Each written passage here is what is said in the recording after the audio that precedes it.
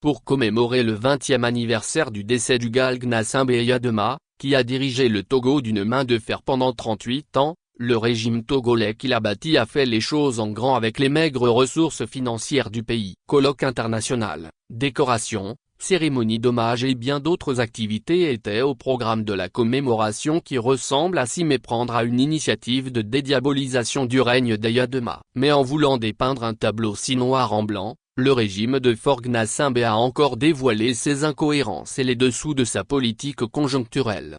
Le 5 février 2005, Gnassingbé Eyadema passait de vie à trépas. Un règne sans partage de 38 ans sur le Togo venait de prendre fin. L'homme qui avait revendiqué l'assassinat de Sylvanus Olympio, premier président du Togo et grand artisan de l'indépendance du pays, a passé le plus clair de son temps à faire miroiter un avenir promoteur aux populations. Il a surtout laissé dans la mémoire collective le souvenir d'un président prêt à tout pour conserver le pouvoir. Sous Eyadema, les différentes politiques de développement ont été soldées par un échec. Le clientélisme, la gabegie financière et la politique politicienne ont pris le pas sur une réelle volonté de voir le pays véritablement enclencher son développement.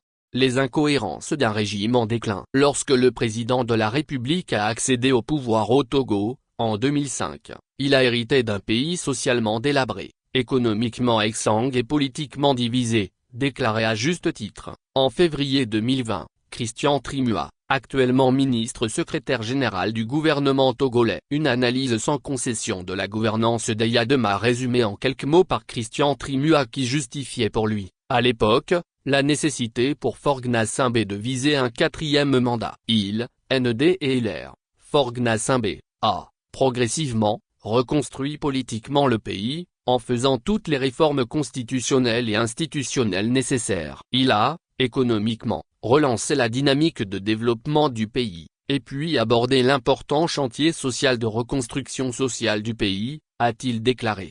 4 ans plus tard, le même régime a décidé de rendre, en grande pompe, un hommage à l'homme qui a mis, s'il faut résumer les mots de Trimua, le pays à terre. Pour ce faire, le régime a changé radicalement de discours. Parlant du feu Eyadema, son courage, teinté d'une rigueur spartiate, a forgé un Togo debout, a lancé Kanka Malik Natchaba, ministre de l'enseignement supérieur, lors d'un colloque organisé lundi 3 février 2025 dans le cadre de la commémoration de l'ancien président. Le général Eyadema était un homme aux multiples facettes. Il était doté de qualités naturelles exceptionnelles, une force de la nature, reconnu pour son courage et sa droiture. Ces qualités lui permirent de mener une carrière militaire enviable, décrochant tout au long de celle-ci des félicitations et des reconnaissances. Son action politique à la tête du pays s'inscrira constamment dans l'optique d'une construction collective, d'un bien commun, le Togo. Les mots qui reviennent le plus pour parler de son action sont unité nationale, solidarité et paix, a-t-il ajouté. Un discours clair-obscur qui confirme les incohérences notoires du régime de Lomé. Une contradiction redoutable qui met encore à nu la politique des circonstances du régime du père en fils. En effet, pour justifier un 4e mandat pour Faure Gnassingbé, tous les moyens étaient bons. Même les attaques contre l'héritage d'Eyadema, considéré abusivement par les tenants du régime comme le père de la nation togolaise. Et alors que le régime se préparait à amorcer un nouveau virage avec la constitution contestée ouvrant les perspectives d'un pouvoir à vie à Faure Gnassingbé, quoi de mieux que de surfer sur l'héritage d'Eyadema pour chercher à resserrer les rangs dans le camp bleu où certains militants restent très attachés à l'ancien président. Pour ce faire, le régime en déclin cherchant éperdument à s'accrocher au pouvoir n'hésite pas à puiser dans les maigres ressources financières du pays.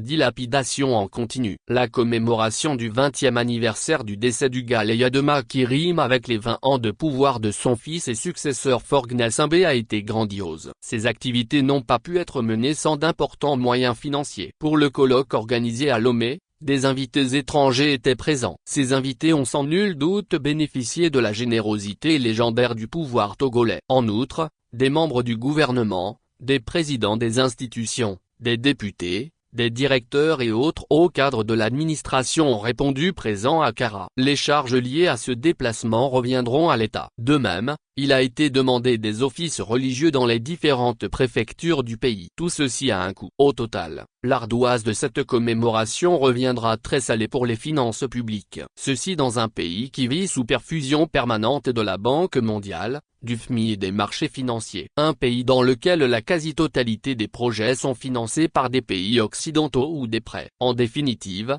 la commémoration des 20 ans du décès d'Eyad Ma confondue avec l'arrivée au pouvoir du fort Gnassingbé n'aura été qu'une manifestation indigeste d'incohérence et de dilapidation de l'argent public. Une dilapidation des ressources publiques pendant que de nombreux Togolais vivent dans une misère indicible depuis plusieurs décennies.